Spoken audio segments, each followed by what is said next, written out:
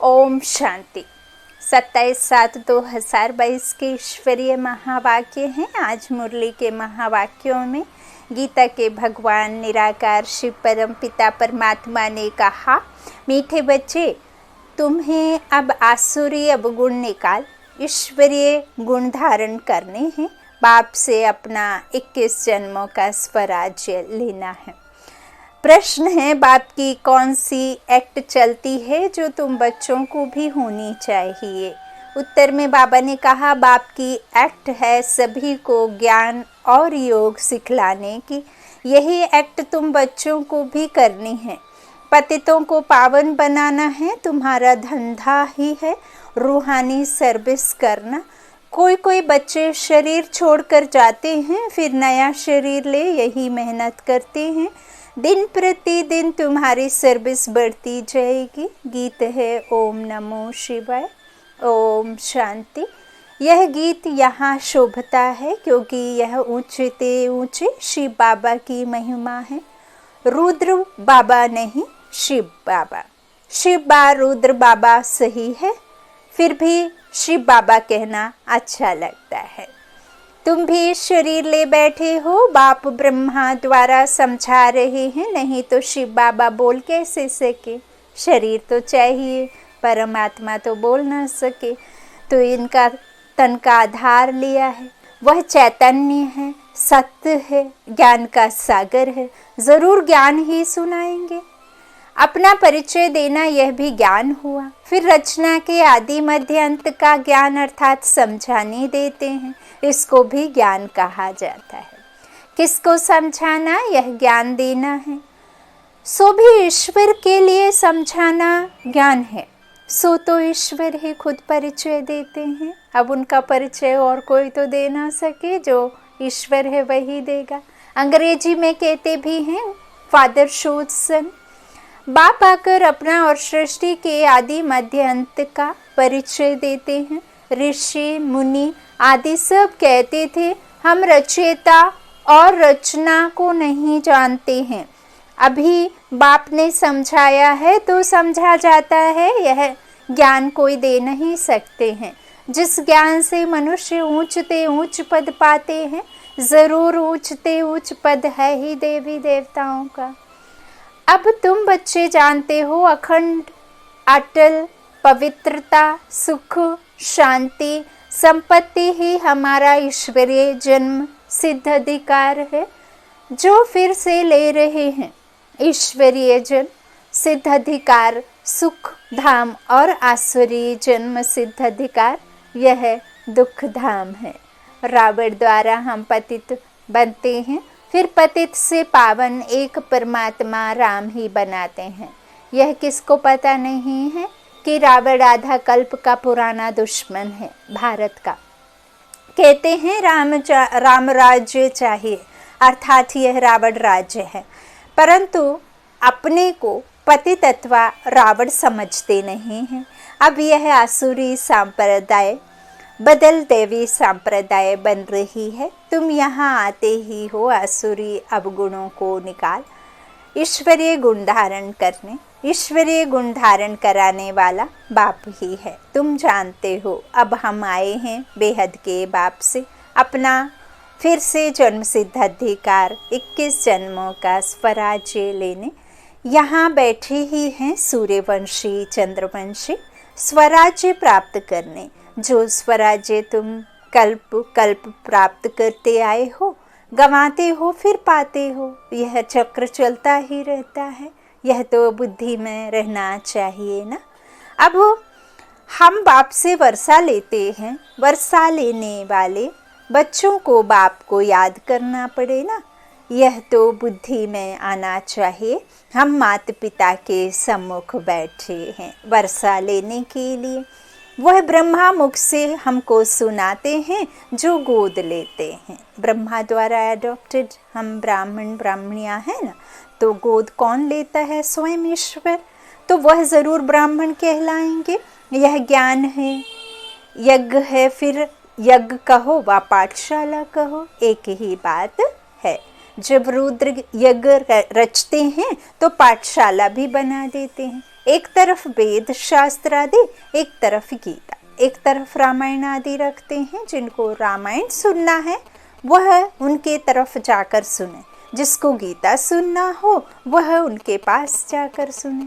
यह रुद्र ज्ञान यज्ञ है जिसमें सब कुछ स्वाहा होना है। सृष्टि का अंत है तो सभी यज्ञों का भी अंत है। ज्ञान यज्ञ तो एक ही है, बाकी जो अनेक प्रकार के यज्ञ हैं वह है मटीरियल यज्ञ, जिसमें स्थूल धन डालते तो हैं लेकिन यह नहीं जानते हैं कि वो स्थूल धन, वो झूठे चीज़ों का स्वाहा करने से इस संसार में सुख शांति और आनंद हो नहीं सकता। सुख शांति तो तभी हो जो कारण है, जिनको हमें स्वाहा करना है रुद्र ज्ञान यज्ञ में, ज्ञान चिता में जलाना है। तो आसुरी अवगुणों को जब तक दान नहीं करेंगे, जब तक इसको योग अग्नि से दग्ध नहीं होंगे, नहीं करेंगे, तब तक इस संसार में सुख शांति हो ना सके।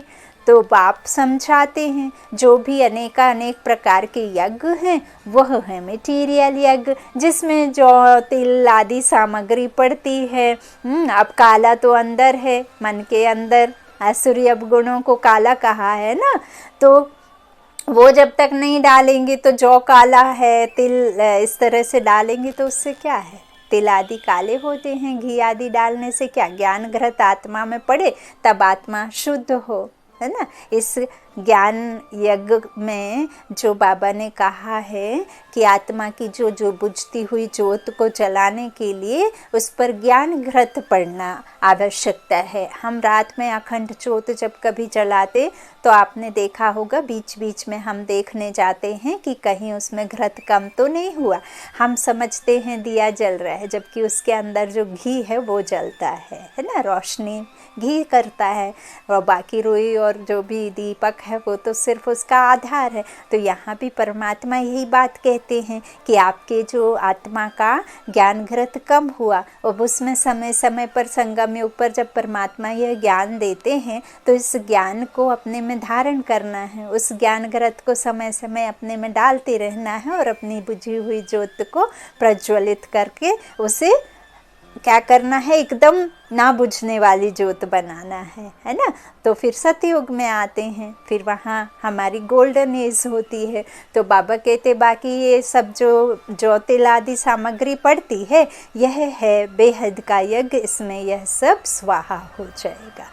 फिर से नई पैदाइश होती है, वहाँ दुख देने वाली चीज़ कोई होती नहीं। यहाँ तो कितना दुख है, बीमारियाँ आदि कितनी वृद्धि को पा रही हैं। भल किसी के पास में करोड़ों अरबों स्थूल धन है, लेकिन ऐसा तो नहीं है ना कि उनको कोई शारीरिक रोग ना हो, एकदम स्वस्थ हो, एकदम कभी कोई कष्ट होता ही ना हो। किन्हीं ना किन्हीं कारणों से हर घर में दुख तो है ही, तो ये दुख की दुनिया है ना। तो बाबा कहते हैं इस तरह से बीमारियां आदि कितनी वृद्धि को पा रही हैं जिसका कोई इलाज तक नहीं। डॉक्टर भी वंडर खा जाते हैं कि ये कौन सी नई बीमारी आ गई है ना, इसका तो खोज ही नहीं हो पाई अभी दवा की। तो भिन्न भिन्न प्रकार के दुख रोग निकलते जाते हैं। ड्रामा में यह सब नूंद है, जैसे मनुष्य वैसे किस्म किस्म के दुख निकलते जाते हैं। इसको कहा ही जाता है दुख धाम। शोक वाटिका, अशोक वाटिका तो राम ने बसाई, अब राम तो आया है, अब वापस बसा रहे हैं ना। जहाँ कोई दुख नहीं होता उसे अशोक, और जहाँ शोक ही शोक है वहाँ शोक वाटिका दुख धाम। मनुष्य दुखी है क्योंकि रावण राज्य है।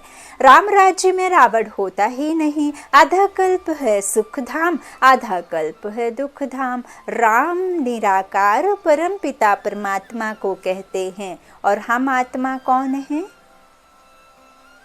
भगत है ना, और उस निराकार राम को याद करते हैं, है ना।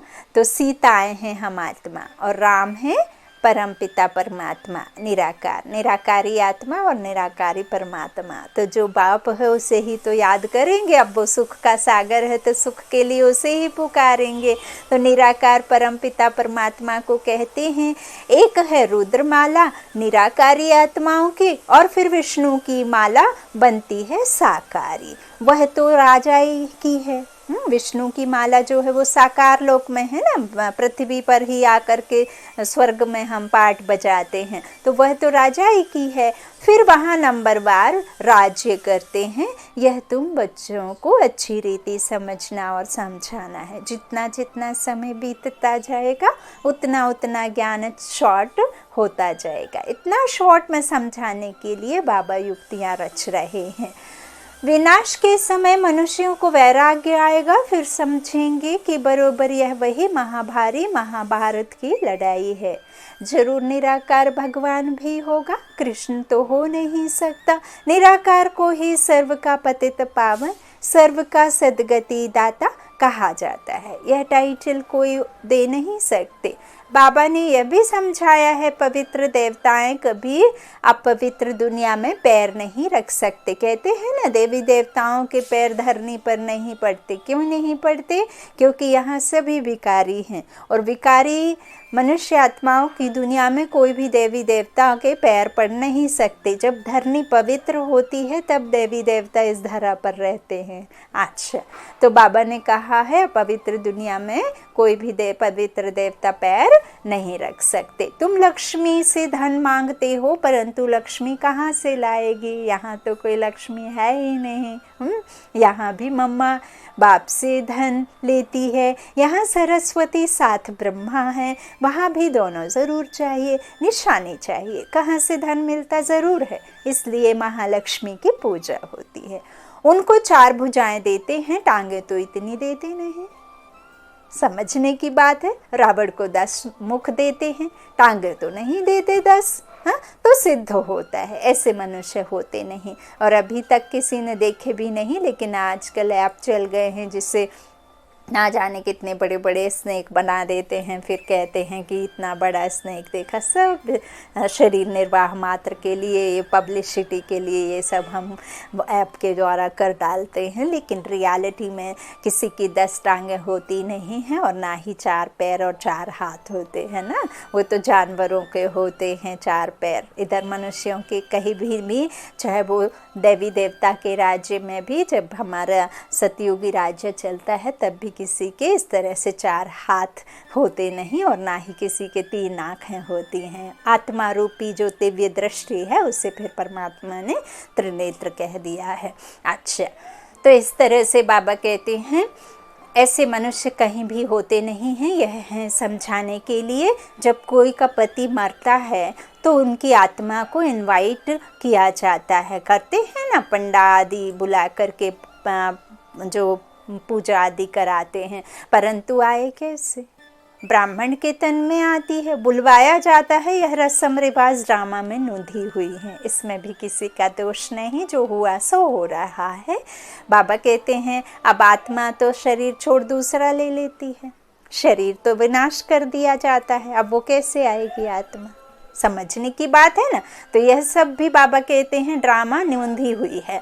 फिर जो होता है वहाँ आत्माएं आती हैं, आत्मा को बुलाकर उनको खिलाते हैं। यहाँ बाप तो खुद आकर तुम बच्चों को खिलाते हैं। वाह बाबा वाह, वाह ड्रामा वाह।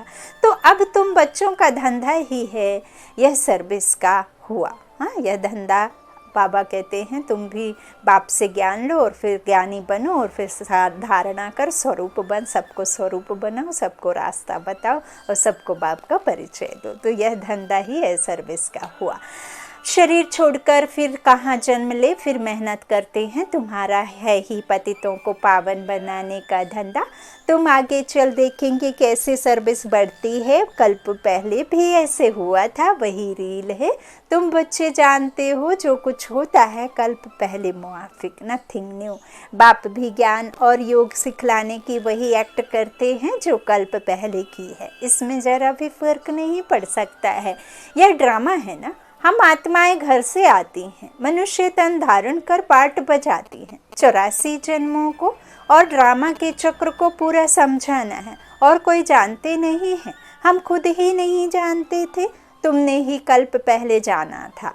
बाबा कहते जो बच्चों ने जाना है वो उन्होंने कल्प पहले भी जाना था, अब फिर से जान रहे हो। रचयिता और रचना के आदि मध्य अंत का राज अब समझा है। तुम्हारी बुद्धि में यह रहना है, ऊंचते ऊंच बाप है वही वर्षा देते हैं। फिर है ब्रह्मा विष्णु शंकर, परमात्मा की रचना, सृष्टि रचता की रचना है ब्रह्मा विष्णु शंकर। ब्रह्मा द्वारा स्थापना होती है, फिर वही पालना करते हैं, विष्णुपुरी के मालिक बनते हैं।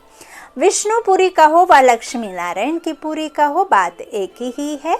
तुम जानते हो हम सूर्यवंशी चंद्रवंशी वर्षा बाप से ले रहे हैं 21 जन्मों के लिए। बाप कहते हैं बच्चे तुम हमारे थे, हमने तुमको भेजा पाठ बजाने। यह भी ड्रामा में नूंद है, कोई कहा नहीं जाता है। यह भी तुम समझते हो, जो अच्छी रीति पुरुषार्थ करेंगे वह फिर नंबरवार सुख धाम में आएंगे। तुम याद करते हो सुख धाम को, जानते हो यह दुख धाम है और कोई को पता नहीं है। तुम बच्चों की बुद्धि में आता है कि यह दुख धाम है। तुम सुख धाम स्थापन करने वाले बाप से वर्षा पा रहे हो।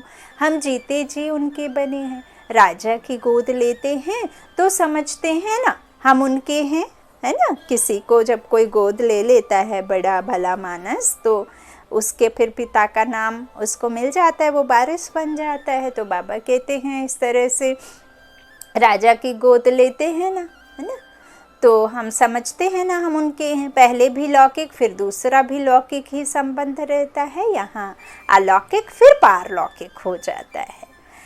तुम जानते हो अभी हम राम के बने हैं, बाकी तो सब रावण कुल के हैं। एक तरफ वह दूसरे तरफ हम हैं। आत्मा समझती है बरोबर मैंने 84 जन्म पूरे किए हैं। मैं आत्मा एक पुराना शरीर छोड़ दूसरा नया लेती हूँ। पुरुषार्थ कर रहे हैं ज्ञान सागर पतित पावन सदगति दाता बाप द्वारा। वह इस ब्रह्मा द्वारा पढ़ाते हैं, पढ़ती आत्मा है। आत्मा में ही वेरिस्ट्री आदि के संस्कार रहते हैं। डॉक्टर आदि आत्मा बनती है शरीर के द्वारा, ऑर्गेन्स द्वारा पढ़ती है। आत्मा बोलती है ऑर्गेन्स द्वारा। तुमको आत्माभिमानी बनने में बड़ी मेहनत लगती है। बाप राय देते हैं। अमृत वेले का समय मशहूर है, जिसे ही भक्ति में ब्रह्म मुहूर्त कहा। उसी समय अपने को आत्मा समझ बाप को याद करते रहो तो तुम्हारी आत्मा पर जो कट लगी हुई है वह साफ हो जाएगी। यहाँ तुम बाप की याद में बैठते हो और कोई तकलीफ की बात नहीं है, ना ही खर्चा, ना ही शारीरिक श्रम और ना ही कोई टिकट आदि की बात है, ना ही बस से जाने की कोई बात, ना ही फ्लाइट में बाइक में बैठ कर के जाने की बात। बाबा कहते हैं कर्म में रहते, गृहस्थ में रहते, बिजनेस में रहते, कहीं भी रहो, भल बीमार हो तो खाट पे लेट करके, लेकिन परमात्मा को सिर्फ याद करना है। तो जैसे बच्चा बाप को याद करता है, यह है बेहद का बाप। वह आत्मा शरीर को याद करती है। अब तुम आत्मा अपने बाप को याद करती हो। बाप कहते हैं मैं बेहद का बाप हूँ, तो ज़रूर बेहद का सुख दूंगा। कल्प पहले दिया था बरोबर भारत ही मालिक, जो भारत विश्व का मालिक था ना, दुश्मन आदि कोई नहीं था। अभी तुम सुख धाम के मालिक बन रहे हो। जो तुम स्वर्ग के लायक थे अब नर्क के लायक बन पड़े हो। फिर स्वर्ग के लायक बनाने बाप आए हैं। पहले निराकार शिव की जयंती होती है, फिर गीता जयंती होती है। शिव बाबा आते हैं, बाबा जब आते हैं तब भगवानों वाच होता है। तो गीता की भी जयंती हो जाती है। बाप ने आकर जो सुनाया उसकी फिर क्या हुई, गीता बनी। यह भी तुम बच्चे जानते हो कि रावण किसको कहा जाता है। अब इस रावण राज्य का विनाश होना है, मौत सामने खड़ा है। कल्प पहले भी यह दुनिया बदली थी। कितनी अच्छी रीति समझाया जाता है। मेहनत है, घर गृहस्थ में रहते कमल फूल समान पवित्र रहे। फिर साथ में यह कोर्स उठाओ, टीचर से पूछो। कोर्स तो बड़ा सहज है। घर में रहते मुझे याद कर रचना के आदि मध्य अंत को जानो। 7 रोज समझने वाले भी कोई निकलते हैं। हर एक मनुष्य की रग देखी जाती है, देखा जाता है। इनकी लगन बहुत अच्छी है, तड़पते हैं। हम बाबा का ज्ञान तो सम्मुख सुने, उनके शुक्ल वातावरण से समझ सकते हो। रग को पूरा ना समझने के कारण अच्छे भी चले जाते हैं। कहते हैं 7 रोज टाइम नहीं है, क्या करें, कोई कहते हैं दर्शन कराओ, बोलो पहले आकर समझो तो दर्शन तो हो ही जाएगा। किसके पास आए हो? परम पिता परमात्मा से तुम्हारा क्या संबंध है?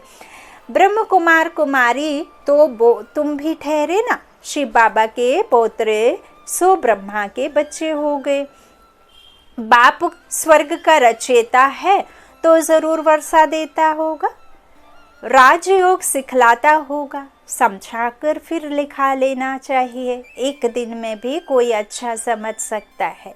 ऐसे तीखे निकलेंगे जो बहुत गैलप करेंगे। अच्छा, मीठे मीठे सीखी लाधे बच्चों प्रति माता पिता बाप दादा का याद प्यार और गुड मॉर्निंग।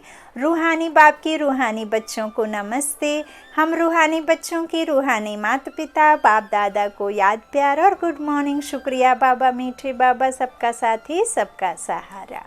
धारणा के लिए मुख्य सार। पहला बाबा ने कहा, अमृत वेले उठ बाप को प्यार से याद कर, आत्म अभिमानी बनने की मेहनत करनी है, याद के बल से विकारों की कट उतारनी है। दूसरा, घर गृहस्थ में रहते कमल फूल समान बनने का कोर्स उठाना है। हर एक की रग अथवा लगन देखकर ज्ञान देना है। ऐसे नहीं कि सबसे पहले मुक्ति के बारे में बता दिया कि मुक्ति चाहिए, सामने वाले ने कहा, आपने कहा मुक्ति तो भगवान को भी नहीं मिलती, उसको भी अपने ड्रामा के हिसाब से पार्ट बजाने आना पड़ता है, तो फिर आप कैसे मुक्ति में जा सकते हैं? तो फिर वो ज्ञान सुनने से पहले ही ज्ञान से दूर हो जाएगा। किसी ने कहा कि मुझे ये रोग है, ये रोग निकालना है, आपने कहा कि ये तो रोग बाबा के इसमें है ही नहीं, है ना, विकारों में जाना, तो वो पहले ही चला जाएगा। ज्ञान समझ लेगा। हाँ, जब हम इस राज को समझ लेते हैं कि मैं कौन, मेरा कौन, तो फिर सामने वाली आत्मा यदि बाबा की बिरादरी की होगी तो वो स्वतः ही समझ जाएगी। उसमें आपको सबसे पहले वही बात बोलने की आवश्यकता है ही नहीं। अच्छा, आज का मीठा वरदान। शिक्षक बनने के साथ रहम दिल की भावना द्वारा क्षमा करने वाले मास्टर मर्सीफुल बाप मर्सीफुल है और हम मास्टर मर्सीफुल बच्चे। सर्व की दुआएं लेनी है तो शिक्षक बनने के साथ साथ मास्टर मर्सीफुल बनो, रहम दिल बन, क्षमा करो, तो यह क्षमा करना ही शिक्षा देना हो जाएगा। सिर्फ शिक्षक नहीं बनना है, क्षमा करना है। इन संस्कारों से ही सबको दुआएं दे सकेंगे। अभी से दुआएं देने के संस्कार पक्के करो तो आपको जड़ चित्रों से भी दुआएं लेते रहेंगे। इसके लिए हर कदम श्रीमत प्रमाण चलते हुए दुआओं का खजाना भरपूर करो। आज का स्लोगन है, जिनकी झोली परमात्मा दुआओं से भरपूर है उनके पास माया आ नहीं सकती। जिनकी झोली परमात्मा दुआओं से भरपूर है उनके पास माया आ नहीं सकती। अच्छा, ओम शांति। शुक्रिया बाप दादा, शुक्रिया आप सभी भाई बहनों का। गुड नाइट बाप दादा।